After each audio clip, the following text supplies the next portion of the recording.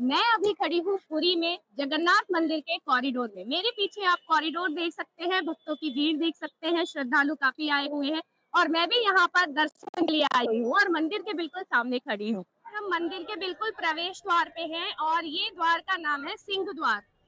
तो मैं तो दर्शन करूंगी ही करूंगी जगन्नाथ जी के, लेकिन जगन्नाथ जी से जुड़ी हुई बहुत सारी रोचक बातें हैं जो मैं आपको बताऊंगी। पूरी अपनी यात्रा के साथ साथ आपको भी पूरी यात्रा कराऊंगी और सारी चीजों के बारे में डिटेल से बताऊंगी।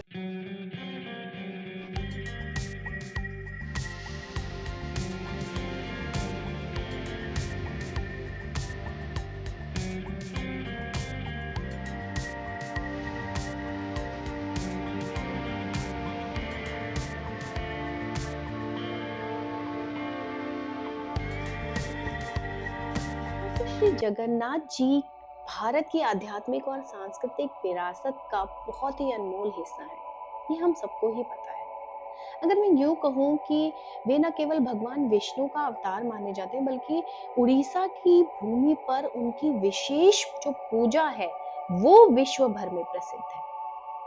आज मैं आपको जगन्नाथ जी के इतिहास, वहाँ का महत्व, उनकी परंपराएं, उनके गूढ़ जो रहस्य हैं और जो भव्य यात्रा होती है, रथ यात्रा जिसे कहते हैं, ऐसे अनोखे उत्सवों को एक एक करके समझाने वाली हूँ और बताने वाली हूँ।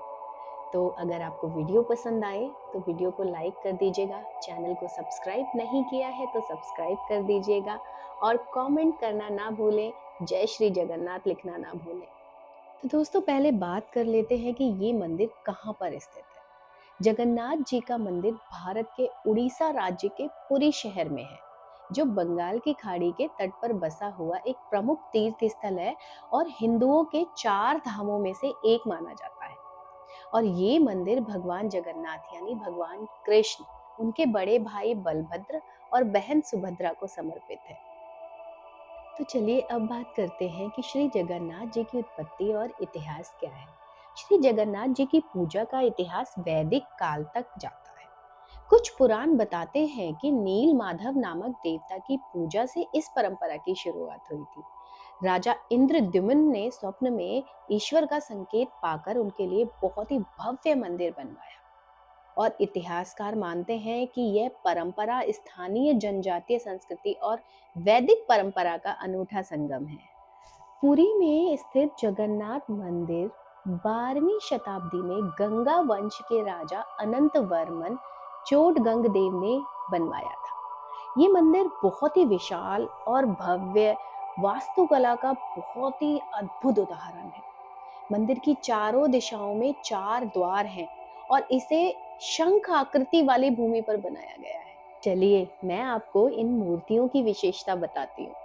जगन्नाथ जी की मूर्तियां लकड़ी से बनाई हुई होती हैं, जो हर 12 से 19 वर्षों में बदल दी जाती हैं और जब बदली जाती हैं उस प्रक्रिया का नाम नव कलेवर होता है। इस दौरान जो पुराने विग्रह होते हैं उनको पवित्र स्थान पर समाधि दे दी जाती है और ये परंपरा दुनिया में किसी अन्य पूजा पद्धति से बिल्कुल ही अलग है।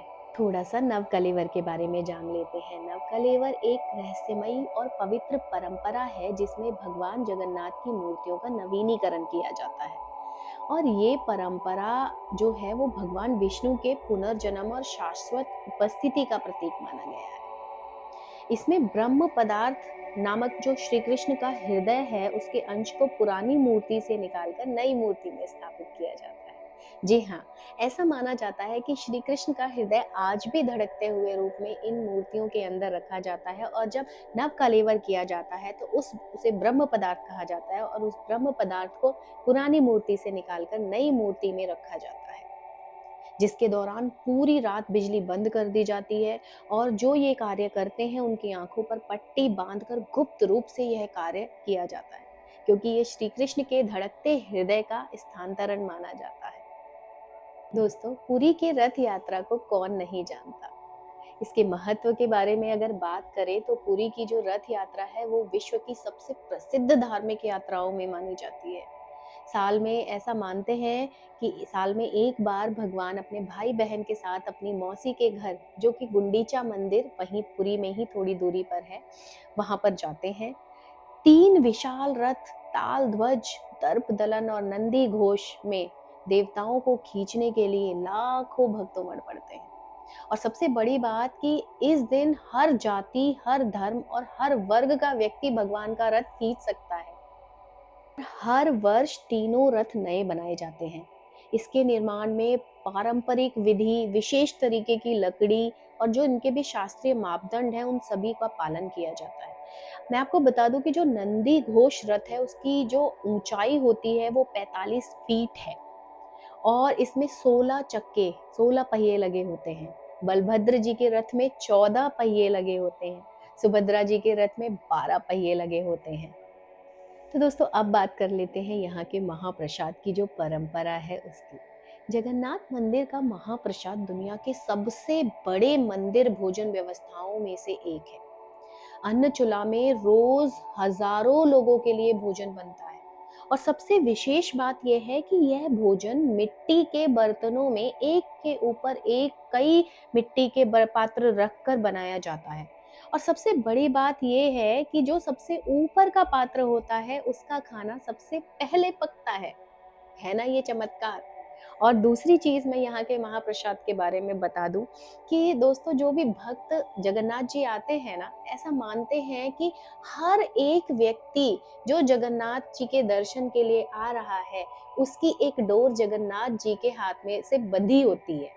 जगन्नाथ जी को पता होता है कि वो आएगा या प्रसाद खाना है, इसीलिए यहाँ पे चाहे लाखों लोग आ जाए या हजारों लोग आ जाए, यहाँ महाप्रसाद कभी भी, चाहे लास्ट तक कोई व्यक्ति रह जाए, कभी भी कम नहीं पड़ता और ना ही कभी अधिक होता है ना चमत्कार।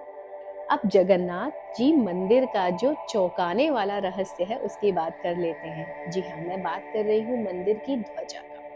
तो जगन्नाथ मंदिर की चोटी पर लगा ध्वज हमेशा हवा के विपरीत दिशा में लहराता है।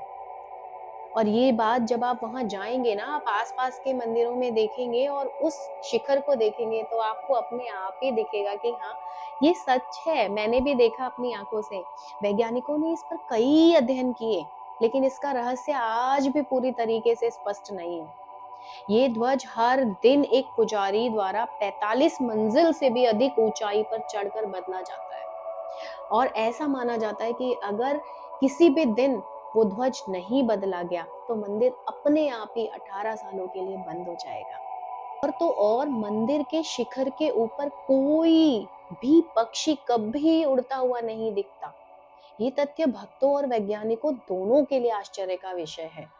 और मंदिर की परछाई का भी रहस्य है। दोपहर के किसी भी समय जगन्नाथ मंदिर की परछाई जमीन पर नहीं दिखाई देती और ये मंदिर का सबसे चर्चित और आश्चर्यजनक रहस्य है, जिसके बारे में कई सिद्धांत है, लेकिन अभी तक वैज्ञानिकों का कुछ भी प्रमाण है नहीं। और यहाँ के एक और रहस्य के बारे में मैं आपको बताती हूँ। मंदिर का जो सिंह द्वार है ना, जब हम उसमें कदम रखते हैं ना, तो समुद्र की लहरों की आवाज, मतलब मंदिर के बाहर तो समुद्र की लहरों की आवाज आती है, लेकिन जैसे ही हम सिंह द्वार से मंदिर के अंदर कदम रखेंगे, वो आवाज अचानक से गायब हो जाती है, जबकि बाहर वो स्पष्ट रूप से सुनाई दे रही होती है। ये भी अब तक अनसुलझा रहस्य है वहां का।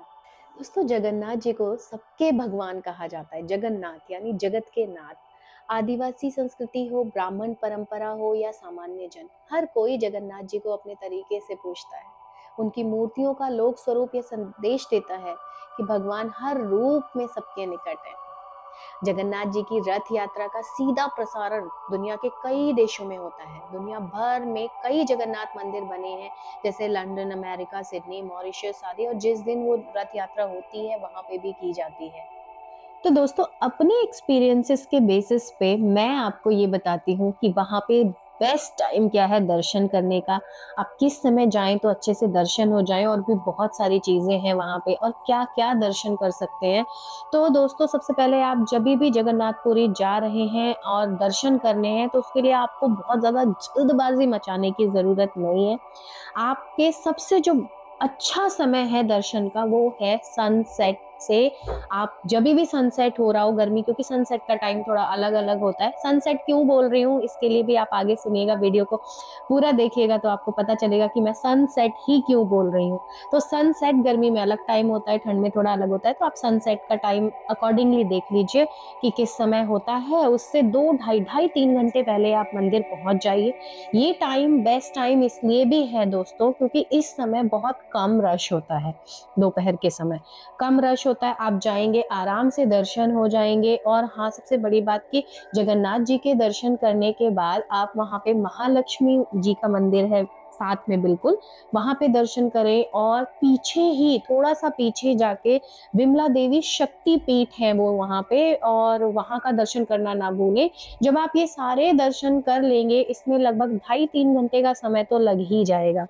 तो सनसेट की बात मैंने इसलिए की थी, तब तक सनसेट हो ही जाएगा। और सनसेट के समय, सनसेट जब होता है तो वहां पे ध्वजा बदली जाती है। जगन्नाथ जी के मंदिर का जो शिखर है वहां पे ध्वजा बदली जाती है, तो वो आप उसके साक्षी बन सकते हैं, वो आपको देखने को मिलेगा। और सच कहती है दोस्तों, अगर आप जगन्नाथपुरी जा रहे हैं ना, तो ये जो ऑस्पिशियस एक ये मोमेंट कह लीजिए, या उस समय का यार मंदिर का जो ऑरा होता है ना, वो बिल्कुल अलग होता है। मंदिर में जो सब सब लोगों की नजरें ऊपर शिखर पे होती हैं कि कैसे ध्वजा बदला जा रहा। ध्वजा अपने आप में, ध्वजा का बहुत महत्व है जगन्नाथ जी के, आप सभी को पता है, मैंने बताया भी है।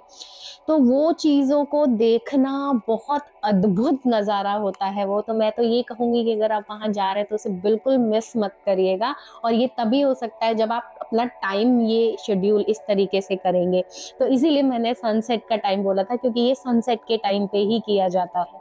दूसरी चीज कि वहां महाप्रसाद के लिए कोई जल्दबाजी नहीं है, मैंने आपको पहले भी बताया है। महाप्रसाद आप ये सब देखने के बाद आराम से आनंद बाजार में जाके ग्रहण कर सकते हैं। और एक और फैक्ट मैं आपको बताना चाहूंगी कि वहां पे जो ये ध्वजा ऊपर शिखर पे चढ़ाई जाती है या लगाई जाती है, उसको भी आप दान कर सकते हैं। मतलब आप अपनी ध्वजा वहां दे सकते हैं, उसके लिए वहां रजिस्ट्रेशन करना पड़ता है। और ध्वजा आप कहीं से भी लेके आइए, बाहर भी मिलती है, अंदर भी मिलती है, वो ले करके, वो आपके ऊपर है, आप कितनी मतलब कितने लेंथ की देना चाहते हैं, तो वो दे के आप अपने नाम की ध्वजा भी ऊपर लगवा सकते हैं। वो उस दिन तो नहीं लगती, उसके अगले दिन या जब भी रजिस्ट्रेशन में आपको डेट मिलेगी, एक दिन बाद की भी हो सकती है, अगले दिन की भी हो सकती है, तो वो भी आप कर सकते हैं।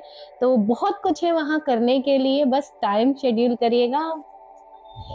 सो गाइज, ये थी कुछ रहस्यमयी, कुछ रोचक, कुछ इंटरेस्टिंग से फैक्ट्स और जगन्नाथ जी के बारे में, हमारे जगन्नाथपुरी के बारे में। एंड आई होप आपको वीडियो पसंद आई होगी। And if you are visiting Jagannath ji for दर्शन, मेरी वीडियोस देख के इसे अप्लाई करना ना भूलिएगा, जो जो भी बातें मैंने बताई हैं। तो definitely you will thank me later for this. जय श्री जगन्नाथ।